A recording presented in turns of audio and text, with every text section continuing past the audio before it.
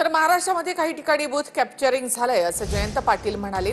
तर आव्हाडांनी शिंदेच्या शिवसेनेचे आमदार विलास भुमरेंच्या वक्तव्याचा दाखला देत निवडणूक आयोगाला सवाल केलाय। आम्ही बाहेरून मतदान आणलं असं म्हणणाऱ्या आमदाराच्या वक्तव्याची चौकशी होणार की नाही असा सवाल आव्हाडांनी केलाय।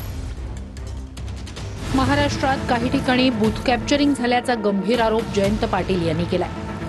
बूथ कॅप्चरिंगचा विषय उद्याच्या राज्य निवडणूक आयोगासोबतच्या बैठकीत मांडणार असंही जयंत पाटील यांनी म्हटलंय। मी तुम्हाला आता नाव घेणार नाही मी आता, पण अशी मतदारसंघ आहेत की इथं बूथ कॅप्चरिंगही झालं, त्यामुळे ठीक आहे। आता तो प्रश्न आहे, मतदारसंघाचं नाव घेता परळी विधानसभा मतदारसंघामध्ये मी कुठल्याही मतदारसंघाचं आता नाव घेणार नाही। आम्हाला उद्याची बैठक होऊ दे, मग याच्यावर आपल्याला स्पष्टीकरण अधिक।